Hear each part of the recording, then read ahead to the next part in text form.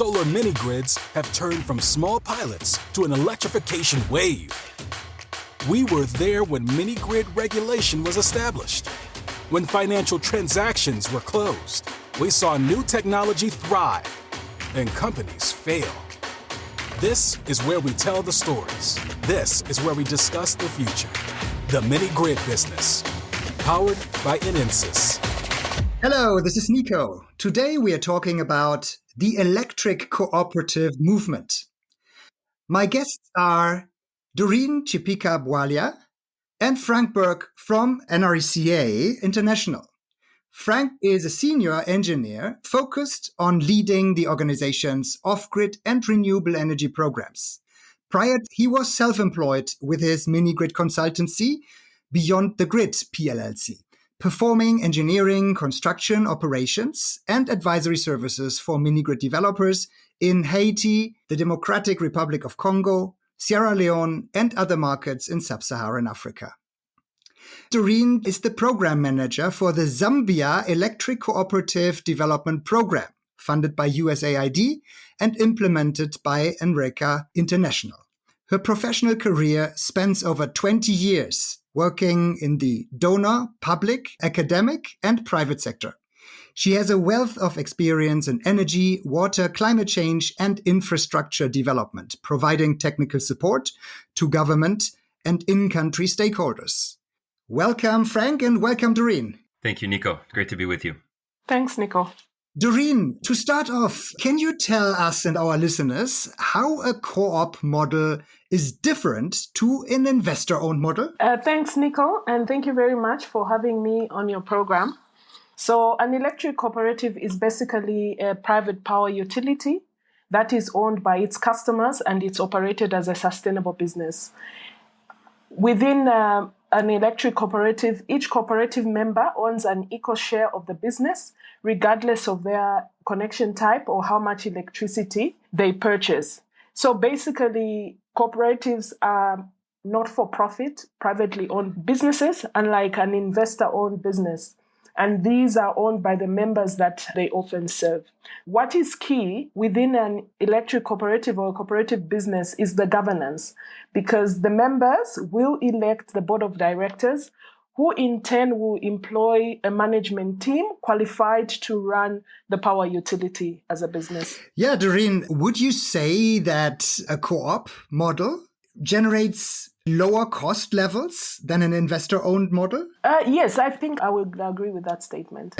So, after all, the mini-grid sector, which always calls for low tariffs, electricity tariffs, would be better off if more co-op models would be deployed, at least according to what we understand up to now.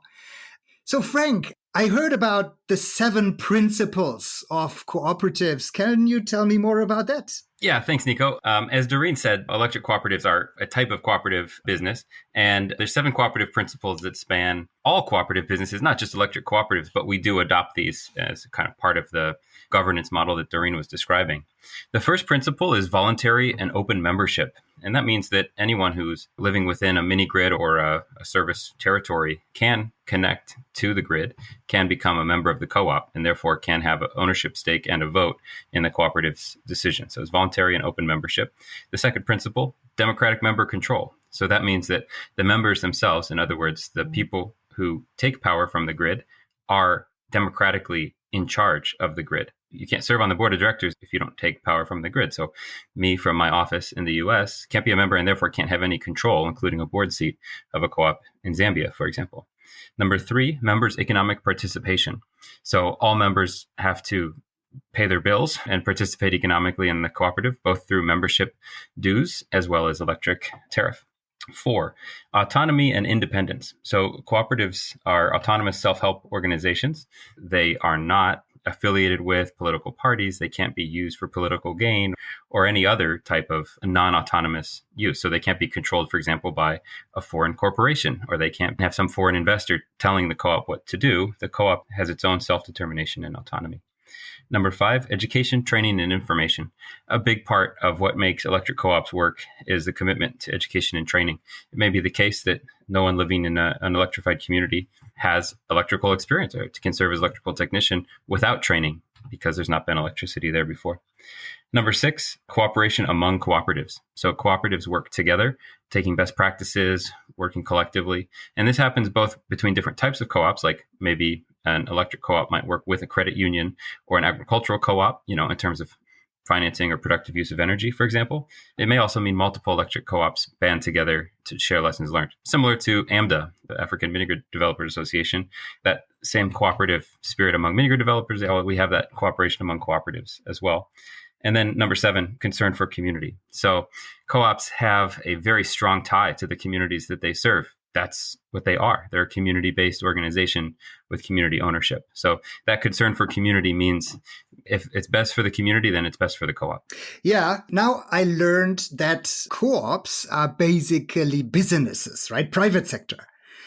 When you talk to people in the mini-grid space, you often hear, well, co-ops are so close to government. So what is usually the relationship between co-ops and governments? Yeah, I think people have that conception because much of the electric cooperative movement has been propelled by public finance. And so there may be a government agency like a rural electrification agency that helps co-ops, which is the case in Zambia. We're working closely with NRECA, but cooperatives are indeed private sector businesses. It's not the mayor of the town that leads the electric cooperative. It's the democratic control of all members of the co-op. I mean, there can be government oversight, but it's not a public sector entity. Mm-hmm. Now, as you said, that governments often fund cooperatives. How are cooperatives usually funded? Famous cooperative programs, of course, would be here in the United States. There's nearly 900 electric cooperatives in the United States. These co-ops cover more than half, about 56% of the nation's landmass. And you could say the U.S. could not have achieved universal electrification without cooperatives. That was the model. And in those cooperatives, the electric cooperatives here in the U.S. benefited from public sector funds that were federally guaranteed at an extremely low interest rate. I mean, we're talking loans at like 35-year term with 2 to 3% interest rate. So in that type of funding model, obviously the co-ops expanded rapidly and reached across the country. And similar cooperative movements have taken root in many Latin American countries, as well as some Asian countries like Philippines and Bangladesh. And I can't make a universal statement for how each co-op was funded, but oftentimes one of the ways to make co-ops expand rapidly and achieve access, if you want to achieve universal access in 15 years, a big driver would be access to low cost of capital and public sector finance with the co-op model. But I think it's also important to not really talk about grants here, but to talk about low cost debt, because then you can get the bank or the lender as some kind of controlling instrument into the game, isn't it? Yeah, I mean, that's what has worked in the past. Yeah. Now, I have been involved with cooperatives a long time ago when I was working for the Asian Development Bank as a consultant, went to the Philippines and visited some small cooperatives and some larger ones. And what struck me at that point in time was that the small cooperatives were really struggling. Somehow the smaller cooperatives didn't manage to collect enough money to be self-standing. Whereas larger cooperatives with hundreds of thousands of members, those larger cooperatives compared to the very small village cooperatives, they work quite well. And my takeaway at that time was that after all, what you need to run a mini-grid business successfully is professional management. And that professional management can sit as a management in a cooperative or can sit as a management in an investor-owned company. That doesn't make too much of a difference. After all, you need that team in place to run the operations and the business. As long as that is not available, it doesn't work. So my takeaway was, don't try to start small cooperatives. If you want to start a cooperative, go large. Is that a valid takeaway? I think let me talk about what we are doing in Zambia and how we have approached development of cooperatives. So you did talk about the importance of having professional management. Extremely correct. And that's why even initially I had said when we have the board of directors, we get a group of qualified people who actually see to the management of the cooperative. Then in terms of looking at the number of people, so what we have realized is really about economies of scale. The number of connections that you actually get, which the power utility is going to serve, makes a difference. And so even as we are identifying the cooperatives, we are identifying them through an approach which we are calling a service territory approach. What that means is we are also looking at what area is this rural power utility going to cover? How many customers is it going to have? So what we have done is really to identify which communities are close together and then who will be served under that one cooperative. So in one area in the eastern part of the country, we actually have about 5 to 6 communities clustered together, all those being serviced under one electric cooperative. So going to your question, I think it is important to consider the size of the cooperative, because we would also want to ensure that the cooperative is able to sustain itself long term. So yes, it is a consideration. However, even as we are supporting these cooperatives, the issue is also about electricity access and ensuring that everybody has access to power and access to electricity. And I think that is what is at the core of what we are doing and the work that we are working with these people in the rural communities, because we would like to ensure that we actually support even the person at the last mile who will never have any other access to power, because they too need to be serviced. Yeah, covering everyone is, of course, a challenge, because the further you go outside of the center of a town or a village, the more expensive the additional connection becomes. And after all, people from the center will complain that their tariffs will increase because we're connecting 1 or 2 or 3 people which are far, far, far from the center. And all the capex somehow needs to be amortized. I agree to a point, as I mentioned with the cooperative principles, right? These are community-owned assets, not investor-owned assets. So the community can select its own tariff. And if the community wants voluntary and open membership, they see that as a core value. A fraction of a dollar cent is maybe or maybe not worth sacrificing their values. Absolutely, the service territory does have boundaries. We're not reaching across international borders. We're not connecting people from different areas. Okay, but once that community has registered and has become an electric cooperative, that's the understanding. Is a cost-reflective tariff in some ways is much more compatible with a co-op model than a private sector model, and the co-op can perform a lot of regulatory functions itself. Because if you raise the tariff on people, you have to see them. That's your neighbor. That's the person who's on the way to the store. That's the person who's selling you milk in the morning. And if you raise their tariff, they'll notice that. And they have a vote at the General Assembly to hold you accountable. So these types of kind of checks and balances between the board members, the member consumers, member owners, and the co-op staff, I think that's very healthy within the context of that cooperative. And in some ways, the community-owned model is far more accountable than the investor-owned model. Yeah, what I have seen, especially in small cooperatives, decisions are sometimes taken with a little bit of a short-sighted view, where they say, well, we cannot afford high tariffs, therefore let's go for low tariffs, even if we cannot accumulate reserves. And in case something goes wrong, we have to go out and find new funds. And that is what I see quite frequently. And that is my understanding why, especially in Africa, cooperatives have not worked very well. Can you support that statement, or do you have completely different experience here? Sure. Let me just share 2 quick stories from Liberia. The Tota Electric Cooperative in Liberia was supported by NRECA. The cooperative was incorporated in 2017, and it's been operating a mini-grid sustainably since 2018. That mini-grid had a couple challenges. The one I think I would describe is that they had an inverter failure, an unexpected inverter failure that affected them during COVID, when it was difficult to get a spare inverter there.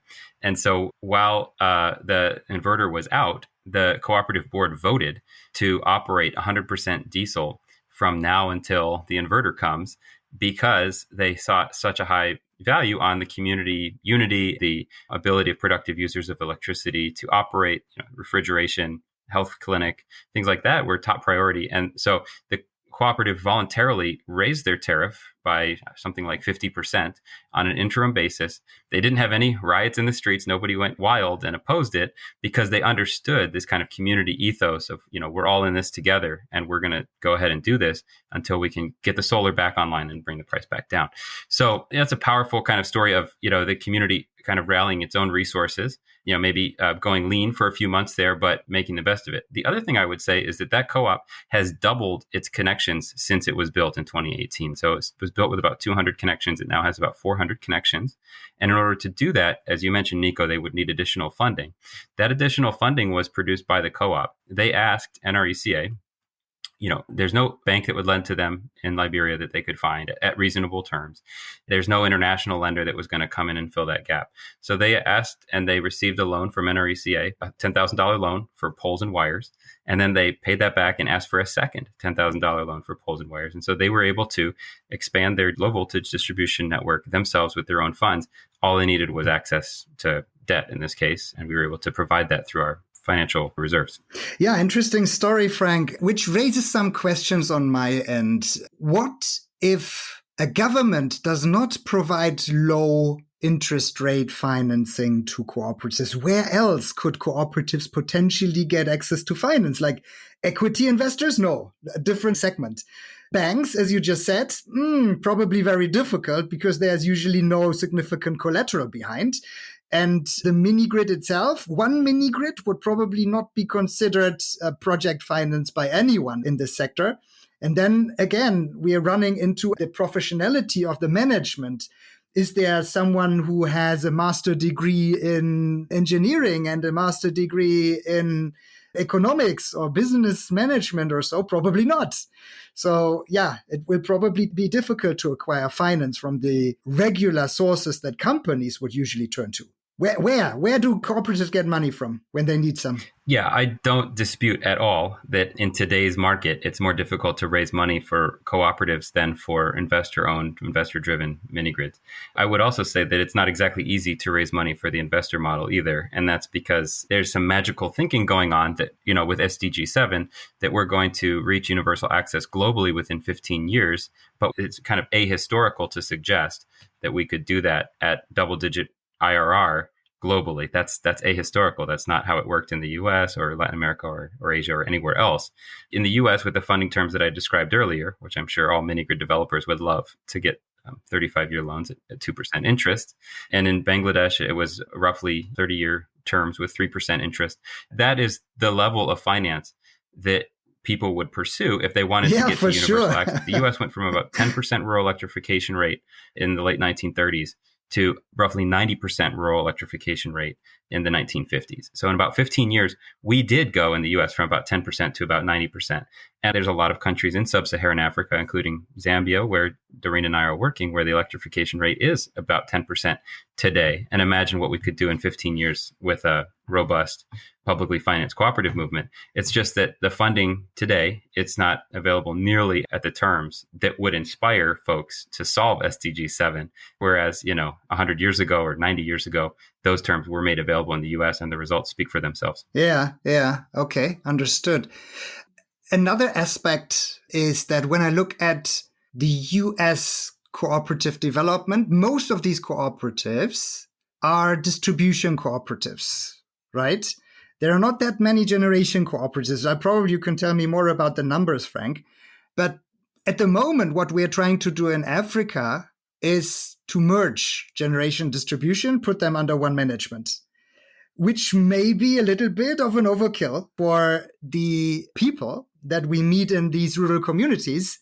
And Doreen, maybe you can later tell us more about how do you educate people and how you train people in Zambia, and to what degree you can, after all, get them to the level that potentially a master engineer or a master economist or so could perform, and how close you get to that. And if we can convince people that, well, these people that you trained can actually run the business in the long run. But first to Frank. Yeah, sure. So there's today there's 831 distribution cooperatives. There's about 62 generation and transmission cooperatives. So they own large transmission lines, they own generation. It's not just in the US that co-ops own generation. There's large generation co-ops in Costa Rica as well. Many of the Philippine co-ops own some of their own generation. In the US, there's about 20 million consumers connected to co-ops in the US, and co-ops own about 42% of the electrical distribution in the US. But I guess what I'll say, in addition to that, is to address a prior point. There's a difference between professional management and foreign management, right? So it is possible to have professional management within these communities. I'll tell you a quick story, which is NRECA, that stands for the National Rural Electric Cooperative Association. And that's the association of all the 900 US co-ops. And at our annual event called Power Exchange, we had guests from Zambia. Doreen was there, members of REA were there. And we're looking around the room, at one of the events. There's maybe over 10,000 people attend this conference. And I'm in a room of over 1,000 people just looking out. And I said, guys, you got to look around here. These are mostly board members from the co-ops in the US. The three of us might be the only engineers in the room. I mean, you looking around, the board members, many of them have gray hair. Many of them are farmers. Many of them don't have, advanced degrees, but they do offer professional management. These are the board members elected by their neighbors to direct the co-op. And so with the proper training and formation, that is possible. There's no difference between rural people and urban people. We can all work together.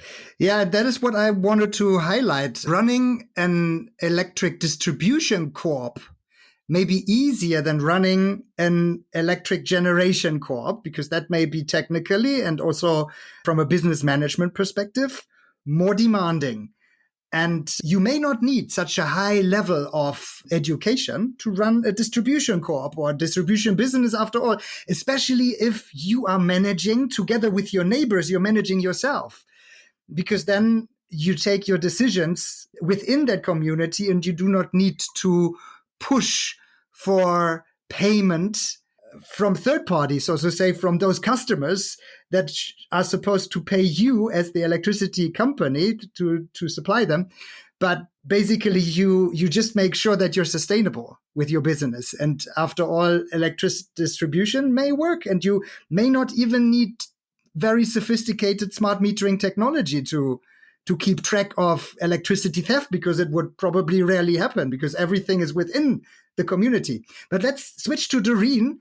Before you answer, I see you want to answer to the electricity theft subject, Frank, but let's go to Doreen. Doreen, how do you train and educate people in your cooperative in Zambia?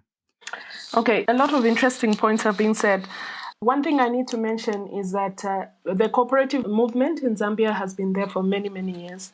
People are familiar with agriculture cooperatives. If you talk about any other kind of cooperative, financial credit unions, they'll understand what you're talking about. But when you talk about electric cooperatives, it's a new concept. And so part of the work that we have been doing is to really create awareness on what an electric cooperative is and how it is similar to the existing cooperative, but then at the same time different. And then how then this cooperative is also going to work within the communities and the rural areas that we're working in. So I think the biggest component that we have for us is awareness raising. And this awareness raising cuts across. It cuts across at every level, at national level, when we're dealing with the government agencies. Frank had mentioned REA. So REA stands for the Rural Electrification Authority. So the Rural Electrification Authority is the government agency that is responsible for electrification of rural areas in Zambia. These are our implementing partner in the work that we're doing. And then also we are working with the Ministry of Energy and Department of Cooperatives under the Ministry of Small Medium Enterprise Development. So that again speaks to the question you were talking about, the importance of having government as part of the process. So when we are doing our work, we are working with them in these communities also to transfer the knowledge to ensure that there's sustainability beyond the life of what we are doing. And then in the rural areas as well, you asked, how do we go about educating people? The first thing we do is really to begin conversations with the community members to help them understand who they are, what their energy needs are. And then we also then ask them about their interest to be part of an electric cooperative. So we'll convene a general meeting. After people are made aware of what this electric cooperative is, then they vote. So it's really voluntary. If you remember the 7 principles that Frank alluded to, the first principle is about voluntary membership. So they vote whether they want to be part of this electric cooperative. And then when they decide that they want to proceed, we will then work with them through the process of ensuring of reaching a point where we actually help them form this cooperative. And just regarding the question of electricity theft or the question of community dynamics, I mean, I think it's very clear. Everybody's a member of the cooperative, so they're a part owner of the business. The revenues for the co-op are circulating within the community. I mean, their co-op may be one of the highest employers in the community. And so your cousin, uncle, sister is a co-op employee, and why would you steal their income? And why would you steal from yourself in the case of a co-op? But I think it's really important that those revenues circulate in the community. And I also would point out that profitability is a topic that comes up often in discussions of investor-owned mini-grids. And profitability, we see it differently within the co-ops. Excess revenue, we would call that a surplus. And the co-op board would decide at the end of the year what to do with the surplus.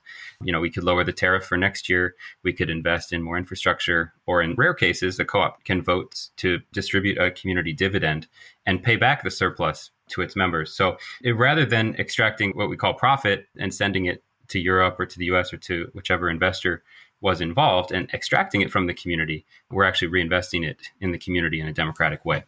Well, now what I have learned is cooperatives could potentially be the lower cost and probably more efficient distribution company or distribution network operators. Because, well, no travel costs, they are all on site, no dividends, no profit distribution after all, just reinvestment or redistribution to the members. No electricity theft because, well, you're not stealing from yourself, you're not stealing from your neighbors. Usually, because you want to keep living in that community.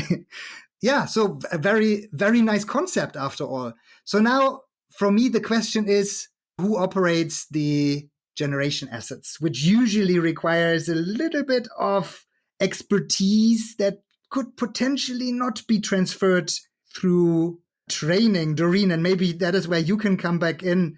How do you train people on solar battery, inverter, diesel, hybrid power systems, these kind of things? How do you train people maintaining those assets and the generation system in general? Yeah, so it's a process.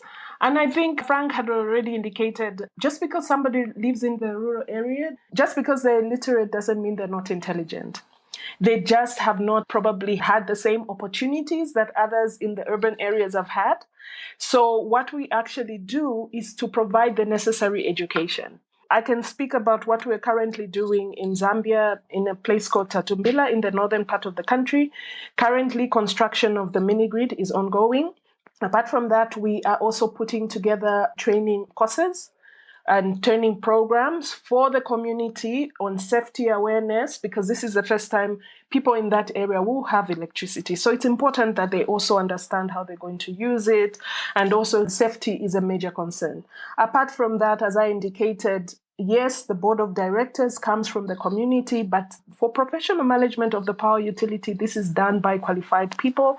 So we are actually in a process of recruiting qualified general manager with the technicians, and all these will be qualified to actually run the system. But beyond that, we will then support them by providing the necessary technical expertise, and this training will be ongoing. Speaking about the board, yes, the board members are persons from the community. These are just ordinary people from the community. Some of them are farmers, others are teachers and ordinary people from the community. But what we have done, even with these board members, we have provided governance training so that they understand what it means to sit on the board, how they can actually effectively guide the management team. We have had support from resources coming in from the US, because we know that there's a lot of experience from the US. And so this is part of transferring knowledge to also Zambia. So we had somebody come in. He's also actually a board member from the US, come in and actually train these board members on how they're supposed to govern, and also to ensure that they have the necessary skills. We have gone further to also provide training to the government institution responsible for cooperatives so that this process can be sustained. We have also later on held another refresher training for the board members, and we will keep the training ongoing. So you're asking about education. The process doesn't end. Part of our program and the work we're doing is to keep mentoring the cooperative to bring them to a stage where they can be self-sustaining. And I think Frank will speak to this. Even the cooperative that we have in Liberia, NRECA, up until now, keeps providing the necessary technical assistance to ensure that that cooperative is running effectively. And so we're doing a similar thing here in Zambia. Yeah, Nico, if I could just jump in there. Absolutely. There's a difference between operating a distribution network and a generation system.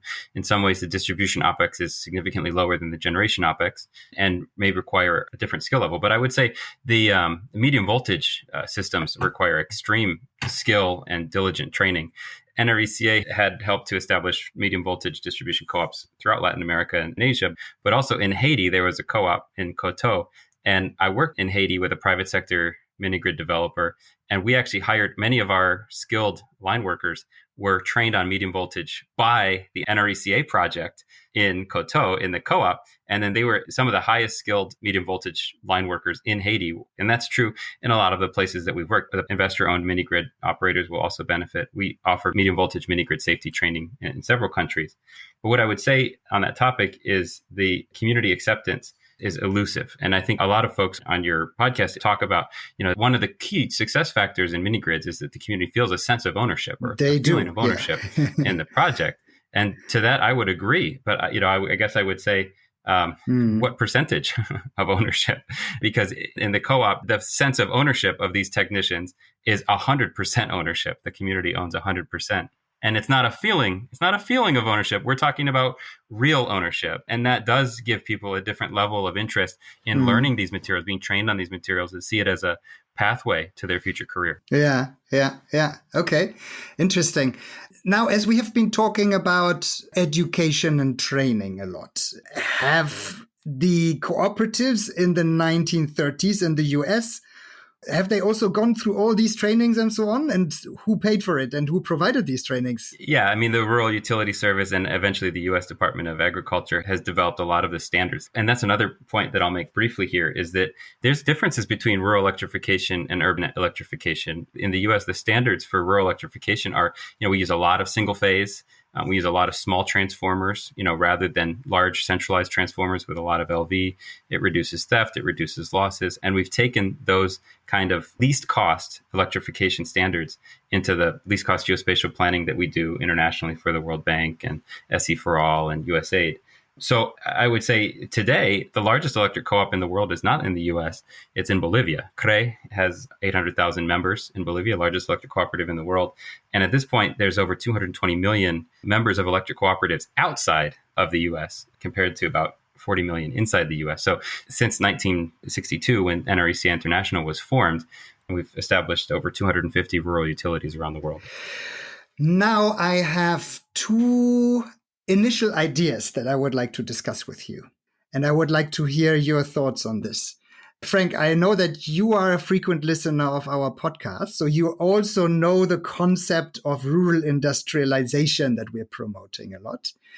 And one of the ideas that I had was, well, if we need professional management to run generation distribution in cooperatives, why don't we tap into existing cooperatives from other sectors, agricultural cooperatives, maybe even in the mining sector or in the forestry sector or whatever. There are probably cooperatives everywhere.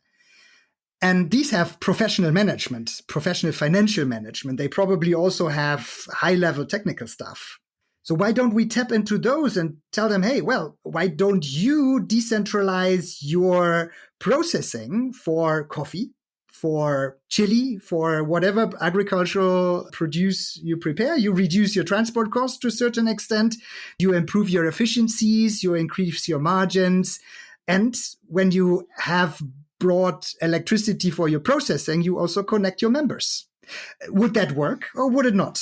Yeah, yes, it would work. And that's one of our principles, number 6 of cooperation among cooperatives. We absolutely want to do that. Where it gets a little bit tricky is the difference between an electric co-op and a multi-purpose co-op. So if you want the coffee co-op to own the mini grid, then it's a multi-purpose co-op. That kind of separates them from their core business.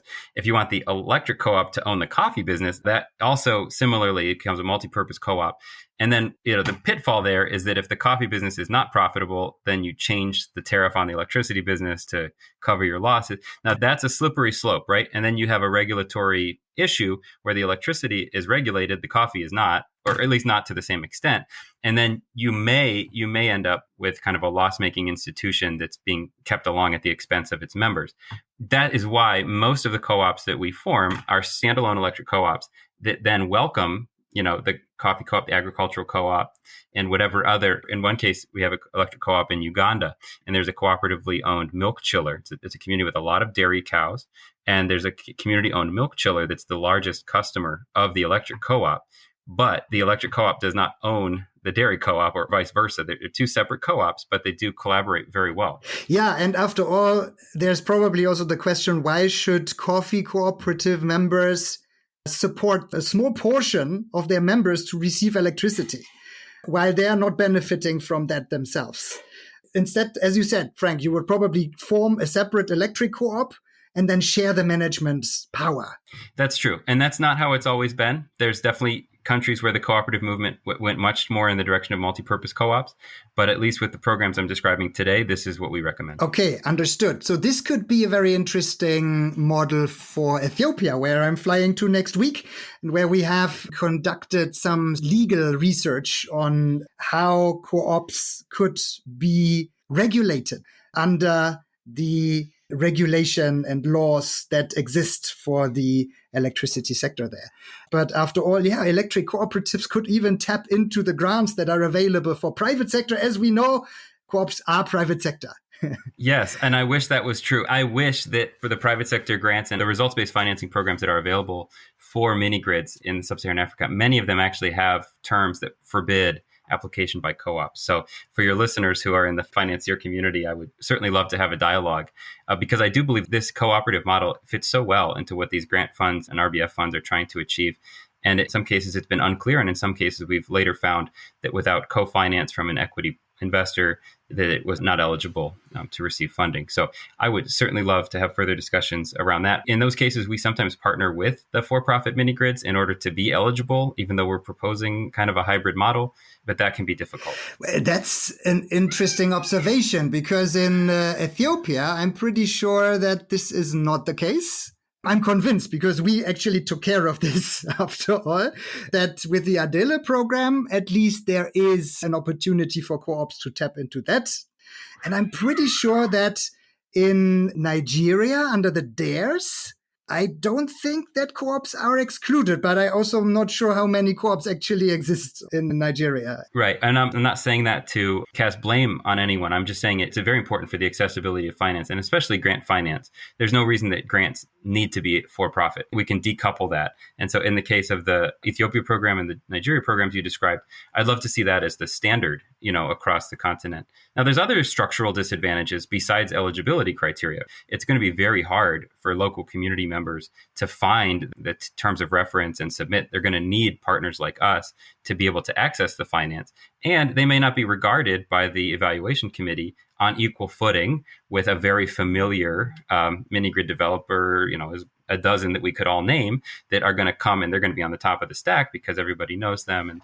But these co-ops, I think, eliminating structural barriers to community-owned infrastructure is critically important, in terms of accelerating rural access. And the second challenge would probably be how would co-ops actually acquire the counterfunding?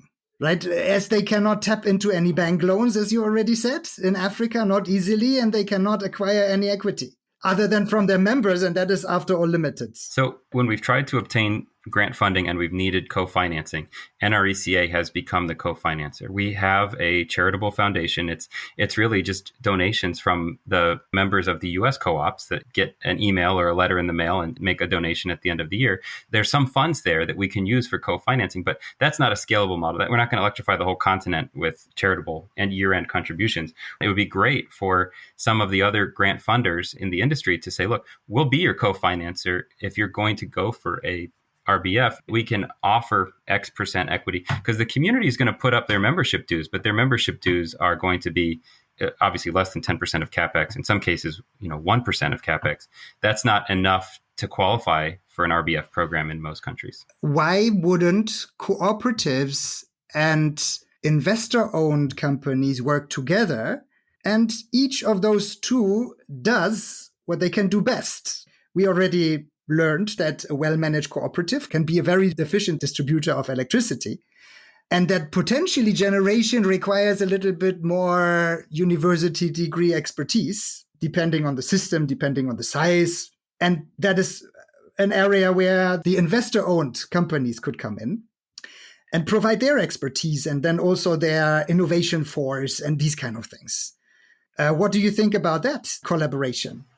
I love that idea, and I would really welcome any further discussion of it. I think to my question earlier, so you want a sense of community ownership in your mini grid, what percent, right? So if there are for-profit mini grid developers who would like a tangible community ownership in their mini grid, I think we can apply some of these same cooperative principles. The 7 principles I described earlier, probably 5 of them apply to for-profit mini grids as well. You don't have always voluntary and open membership, have democratic member control, and you don't have autonomy and independence. So aside from those characteristics, many mini grids do have cooperation. They do have education and training. They do have concern for the community.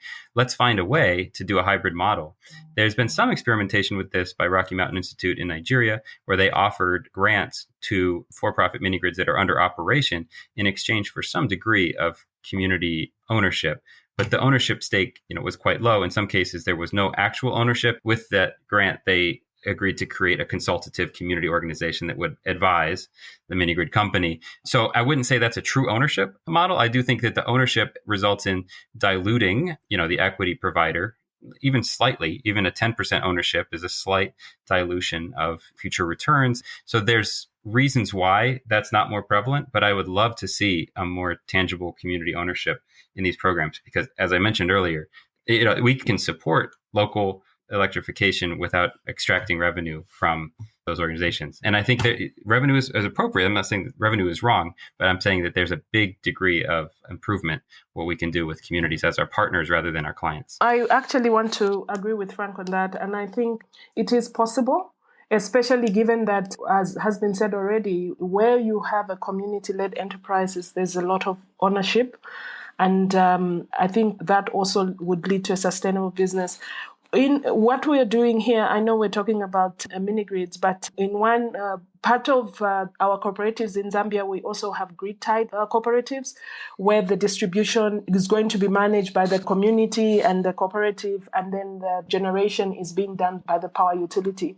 So speaking to what you're speaking about, I know in our case, it would be a government-owned power utility. So that's different. But if that's possible and workable, even in the scenario that you're talking about, where you have a private sector company handling the generation, and then you have the community looking after the distribution, that should be workable as well. From an for-profit company's point of view, they would probably say, yeah, but then we don't have control over our business because we always depend on the success of the cooperative, which does the distribution part. And that would probably not be welcomed by investors after all. Would that be the main obstacle in such a setup?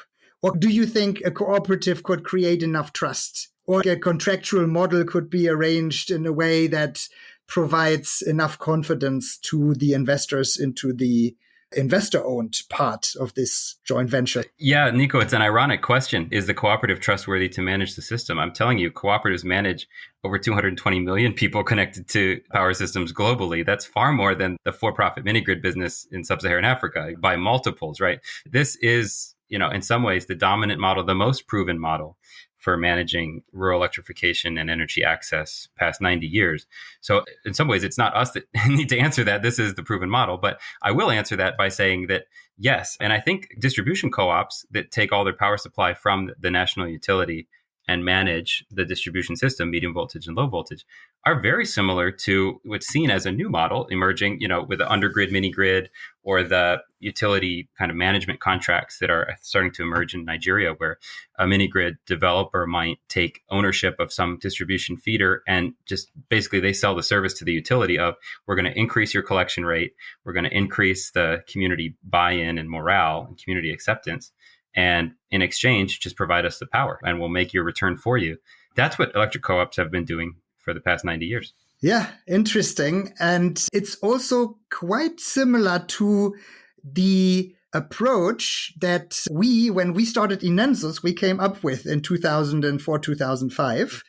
The first model that we published was the split of assets model, where now it's being understood as parts of the assets are owned by government and parts of the assets are owned by the for-profit company. But at that time, we said, no, the distribution assets should be owned, and maybe the fixed assets of the generation plant, like the building, the powerhouse, the fencing, the land, and so on, should be owned by the local community. And then the private sector should come in and manage and operate the more complex generation assets. And maybe we are going back to that and finally implement that. I would be really happy about it. Nico, we have more in common than I thought. That sounds like a great model. No, it's a model so old it looks like new. It is, yes. Nice. Well, when we go a little bit deeper in this rural industrialization way of thinking, then the rural industrialization could even be on the for-profit side. You could, for example, as a large agro-processor, you could decentralize your operations, making them more efficient, establishing your generation in a remote rural area, and then tell the people around, hey, well, I have some surplus electricity here. Do you want to buy it? I don't want to deal with distributing electricity. I'm not a distribution network guy, and I don't want to deal with smart meters after all.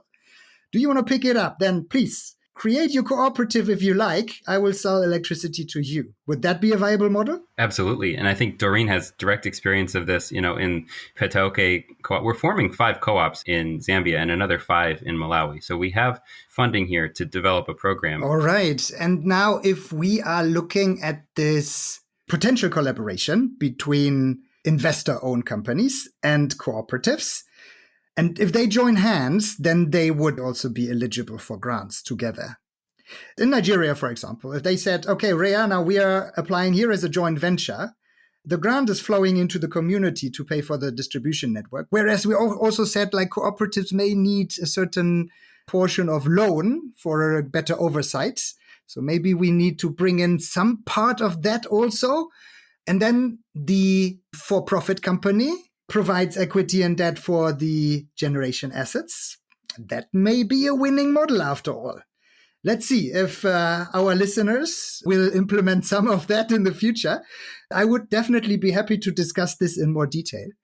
But there is also another benefit that cooperatives have as well, community-based models. And Doreen, that is social inclusion and gender equity, which is very difficult to actually implement as an investor-based organization and probably much easier for a cooperative. Okay, I think I would beg to disagree in terms of it being easier to implement for a cooperative and not so much for an investor-owned, because the aspects of gender equality and social inclusion, I think, should really cut across.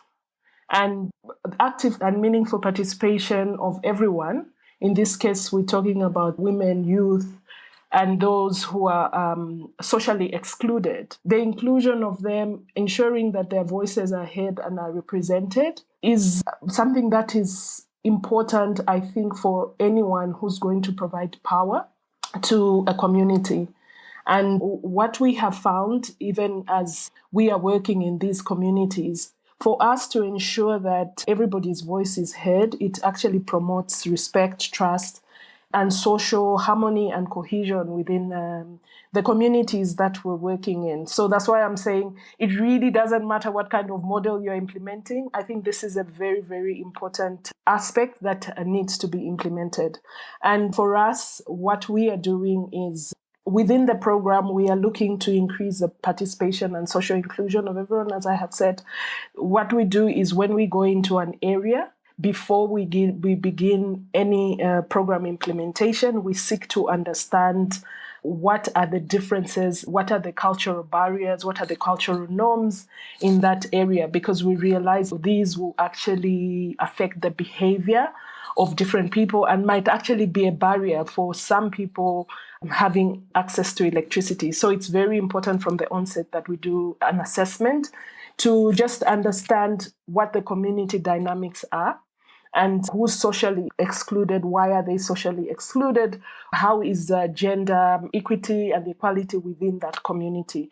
And that is now what influences our activities, because what we want to do is to make sure that we are actually providing benefit to the community and we're not doing more harm than good by the activities that we are having implemented within the community.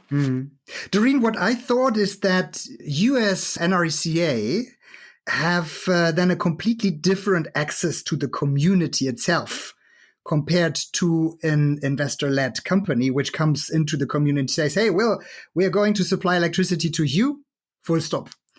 Of course, even these for-profit companies would say, yeah, well, we work with the communities a lot and we try to understand how the communities work.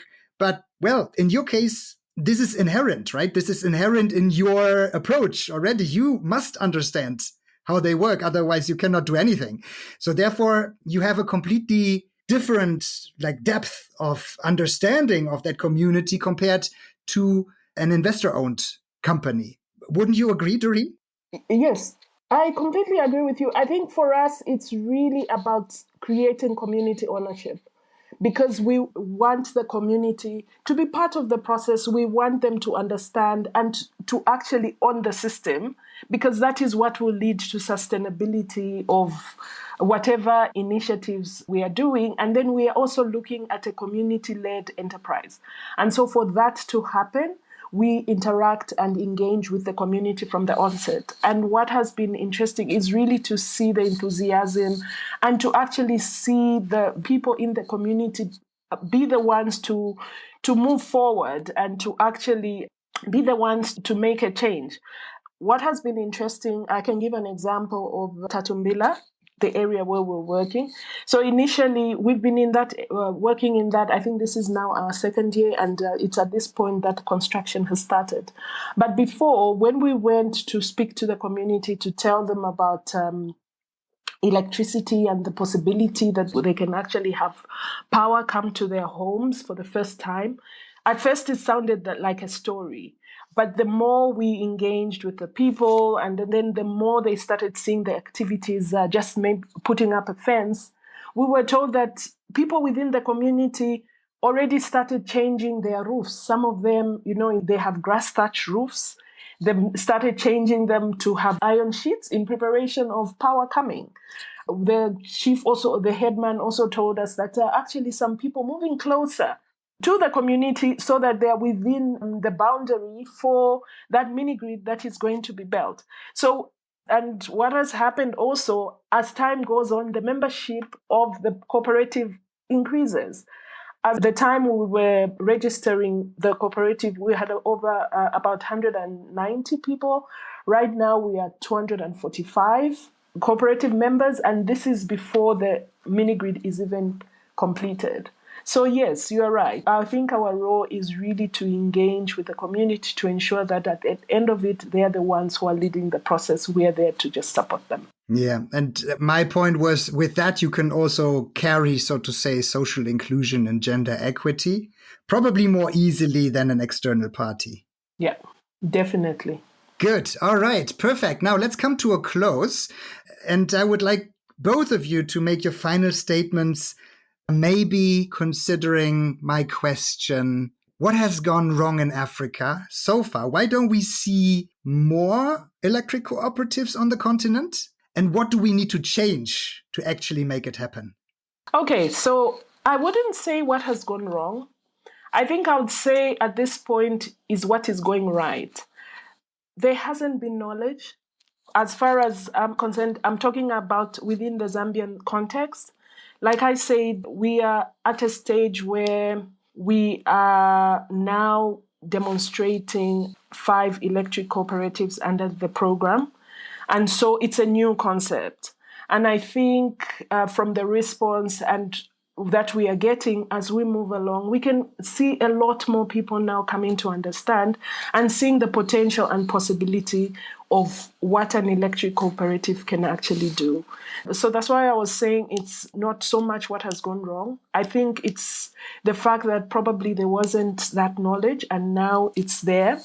And as we go on and are able to actually showcase what an electric cooperative can actually do and the changes that it can make to people's lives and livelihoods, we are likely to see a lot more coming up. Nice. Doreen is saying now is the time. Frank, what is your point of view? No, I think Doreen's answer was excellent. My answer to kind of what's going wrong or why are we on pace to miss SDG 7 is because we haven't created a system that's prepared to rise to the challenge. I mean, it would be ahistorical to assume that universal electrification can be achieved on a for-profit basis. It's never happened and it never will.